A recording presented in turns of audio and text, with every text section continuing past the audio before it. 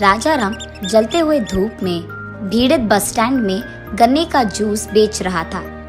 वो गन्ने को मशीन के अंदर डालकर उसे निचोड़कर एक गिलास में नींबू पानी डालकर उसमें गन्ने का जूस भरता था और इस जूस को उसके ग्राहकों को बेचता था। वो 3 दिन से यही काम कर रहा था, लेकिन वो कोई भी पैसे नहीं कमा पाया। तब वो ऐसे सोचता है कि कोई नए प्रकार का व्यापार शुरू करके इस गन्ने के व्यापार का लाभ बढ़ाना होगा।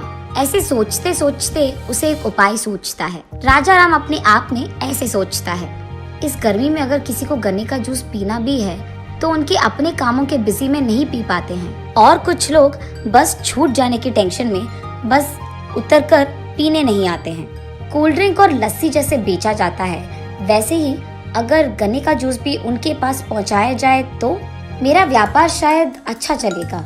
ये सोचकर वो तुरंत कुछ प्लास्टिक कवर्स में गन्ने का जूस डालकर उन्हें पैक करके उन्हें एक प्लेट में डालकर बेचने जाता है। बस स्टैंड में सारे बसों के पास जाकर, गन्ने का जूस बाबू, गन्ने का जूस, ताज़ा ताज़ा जूस, बिना कोई मिलावट के एकदम घर से बना हुआ जूस, अलग प्रकार के कोल्ड ड्रिंक्स के बदले में ये ताज़ा ताज़ा गन्ने का जूस पियो बाबू, ऐसे उनको बेचने लगता है। कुछ ही देर में सारे गन्ने के जूस के पैकेट बिक जाते हैं। तब उसकी बीवी वहाँ आकर, सुनिए, खाने का टाइम हो गया है, मैं कैरेज लाई हूँ, पहले आप खाना खा लो फिर काम शुरू कर लेना। नहीं नहीं, रुको रुको, तुम वहीं बैठो, मैं अभी आता हूँ। ये कहकर वहाँ से चले जाकर वो उसके प्लेट में मौजूद सारे गन्ने के जूस के पैकेट को बेच देता है। फिर से गन्ने की जूस बनाने के लिए गन्ने को निचोड़ने जाता है कि सुजाता वहाँ आकर गुस्से में, क्या कर रहे हो आप, पागल हो गए हो क्या, या फिर एक ही दिन में आपको सारा गन्ना बेचना है? खाए बिना पिए बिना ये सब क्या कर रहे हो आप, पहले आप इधर आइए, खाना खा लीजिए, ऐसे वो गुस्से में कहती है। तब राजा राम जल्दबाजी में वहाँ नीचे बैठकर खाना खा लेता है। उसके बाद तुरंत वो गन्ने के जूस बनाने मशीन के पास जाकर उन्हें निचोड़ने लगता है। उसके बाद जूस बनाकर उनको वापस उसी जल्दबाजी में बेचने जाता है। न जाने क्या काम करते हैं ये, जो खाया वो भी ठीक से नहीं खाया उन्होंने। मैंने तो अब तक सिर्फ गन्ने के जूस को बेचने वालों को एक ही जगह पर ठाने हुए देखा है, ये तो हर जगह जाकर गन्ने का जूस बेच रहे हैं, ऐसे सोचती है। ये सब दूर से देख रही एक बूढ़ी औरत सुजाता के पास आकर ऐसे कहती है, एक गिलास गन्ने का जूस दो बेटी। तब सुजाता एक गिलास ठंडा गन्ने का जूस देती है।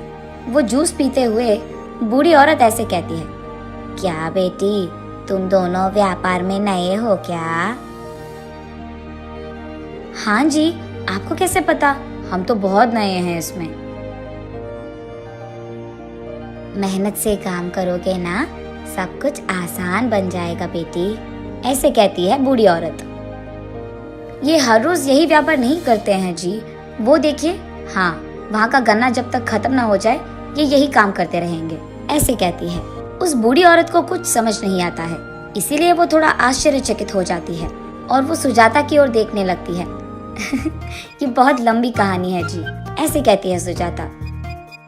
मेरा बस पहुंचने में बहुत टाइम है बेटी, तब तक बता दो उतनी लंबी कहानी क्या है, ऐसे पूछती है वो बूढ़ी औरत। हाँ, असल में तो हम खेती करते थे, हमारा गांव ना पास में ही है, हमारे पास बहुत बड़ा जमीन है और हम वहाँ अलग प्रकार के पौधों को उगाते हैं। पिछले साल हम हमारे खेत में गन्ने उगाए थे। जब गन्ना हाथ में आया, हमेशा की तरह हमारे पास मौजूद गन्ने के फैक्ट्री के लोग गन्ने को लेकर उनके पास पहुंचाने के लिए कहा था। मेरा पति भी सारे गन्ने को, वो देखिए, हाँ, उस गाड़ी में फैक्ट्री लेके गए। सुनो राजा राम, तुम्हारा सारा लोड ना वहीं पे छोड़कर चले जाओ, सारा लेने के बाद हम तुम्हें कॉल कर देंगे और पैसे भी तभी देंगे। क्या? ऐसे तो नहीं होगा साहब, पिछले साल भी आपने ऐसे ही बोलकर आधे ही पैसे दिया था, बाकी तो आपने दिया ही नहीं। क्यों राजा राम, साउंड कुछ ज्यादा नहीं आ रहा है तुम्हारा? हमारे साथ आपका बर्ताव देखकर तो ऐसे ही बड़ा होगा ना साहब। जिस गाड़ी में मैं गन्ना लाया वो गाड़ी भी आप कह रहे हो कि यही छोड़ दूं मैं, ये तो नाइंसाफी है। यहाँ जितने दिन आप गाड़ी को रख रहे हो उतने दिन उस गाड़ी का किराया आप दोगे क्या, ऐसे पूछता है। निकल जाओ तुम, अगर इतना ही मुश्किल है तो अपना गाड़ी लेकर चले जाओ। इस साल भी आधे ही पैसे दूंगा मैं, तुम्हें जो करना है कर लो, निकला। तब राजा राम भी बहुत क्रोधित होता है आधे ही पैसों में तुम्हें ये गन्ना बेचना मुझे भी नहीं पसंद है, और जब तक तुम लोड यहाँ पे उतरवा ना दो तब तक गाड़ी यहाँ रखने की कोई जरूरत भी नहीं है मुझे। ये कहकर वो गाड़ी लेकर चले जाने ही वाला था कि तुम ये गाड़ी लेकर यहाँ से 200 किलोमीटर भी गए ना तो ये गन्ना तुमसे कोई भी नहीं लेगा। इसको तुम कहीं भी नहीं बेच पाओगे। यहाँ तो तुम्हें कम से कम आधा दाम मिल रहा है। ये कहकर वो आदमी हंसने लगता है। इससे पहले कि ये गन्ना खराब हो जाए, इस हफ्ते के अंदर ही इस सारे गन्ने को मैं बेच दूंगा, और वो भी 50 किलोमीटर के अंदर, ऐसे कहता है राजाराम। क्या इतना गन्ना को तुम अकेले बेचोगे? मजाक लग रहा है क्या? एक किसान के मेहनत पे हंसने वाले तुम जैसे लोगों से मैं क्यों तमाशा करूंगा? अब मैं करके ही दिखाऊंगा, देखते रहना। ये सुनकर क्रोधित दुकान वाला ऐसे कहता है, तो फिर ये भी सुन लो, अगर तुम 50 किलोमीटर के अंदर इस सारे गन्ने को बेच पाए तो जितना पैसे तुम्हें मिलते हैं उसका दुगना मैं तुम्हें दूंगा। ऐसे वो गन्ने के फैक्ट्री का मालिक सबके सामने वचन देता है। ठीक है, फिर दुगना दाम देने के लिए तैयार हो जाओ। ये कहकर गन्ने का लोड लेकर राजाराम वहां से चले जाता है। उसके जाने के बाद वो मालिक सबके साथ हंसते हुए ऐसे कहता है देखो उसका घमंड, हफ्ते के अंदर ही मेरे पैरों पे गिर जाएगा और बोलेगा कि यहाँ गन्ना कोई नहीं खरीद रहा है, कम से कम आधा तो दाम दे दो।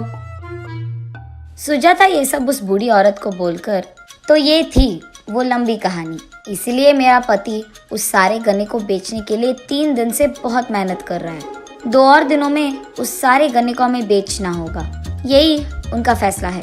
ऐसे कहती है, अच्छों का अच्छा ही होगा। चलो मेरे बस का टाइम हो रहा है बेटी, मैं जा रही हूँ। ऐसे कहती है वो बूढ़ी औरत। ऐसे वो 2 दिनों में उस सारे गन्ने को बेच देता है।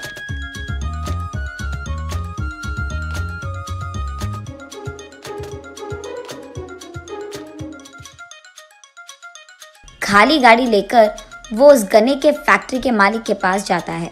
देखा आपने, सारा गन्ना मैंने हफ्ते के अंदर 50 किलोमीटर के अंदर बेच दिया। इस सब को बेचकर ये लो, इतने पैसे कमाए हैं मैंने।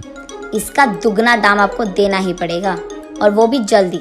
ये सब देखकर वो मालिक दंग रह गया। उसे डर था कि ये सब सच हो गया, इसीलिए वो ऐसे कहता है, सबूत कहाँ है कि ये सब तुमने ही बेचा है, और वो भी 50 किलोमीटर के अंदर? शायद पूरा गन्ना कहीं तुमने छुपा लिया हो, किसको पता? ऐसे कहता है। तब वहाँ पे मौजूद किसान, नहीं साहब, वो बस स्टैंड पे दिन रात मेहनत करके बेच रहा था, हमने देखा है, ऐसे कहते हैं। तब वो कुछ नहीं कर पाता है, इसीलिए हाँ ठीक है, अभी तुम्हारा किस्मत अच्छा है, तुम्हारे पैसों का दुगना दाम मैं दूंगा, ठीक है, ऐसे कहता है। रोते हुए राजाराम के कमाए हुए पैसों से दुगना देता है वो मालिक, और वो भी सबके सामने। तब राजाराम को ऐसे लगता है कि उस मालिक को किसानों का पावर दिखाना है। तब वो कहता है, आपका जमीन मैं खरीद लूंगा, दे दो मुझे, अभी के अभी पैसे भी दे दूंगा। तब वो उसके पास मौजूद पैसों से वहाँ पे मौजूद सारे किसानों का खेत खरीद लेता है। तब कुछ न कर पाने के कारण फैक्ट्री का मालिक वहाँ बैठ जाता है। राजाराम पूरा गन्ना लेकर पास में मौजूद शहर जाकर हर एक चौरस्ते में एक एक गन्ने के जूस का डिब्बा लगाकर वहाँ पे लोगों को नौकरी पे भी लगाकर गन्ने के जूस को पैकेटों में बेचता था। बहुत ही जल्द वो बहुत सारा लाभ बनाता है। ऐसे उसने साबित कर दिया था कि अगर एक किसान को कुछ करना है तो वो करके दिखाएगा, और ये भी सबक सिखाता है कि किसानों को कभी नीचा नहीं देखते।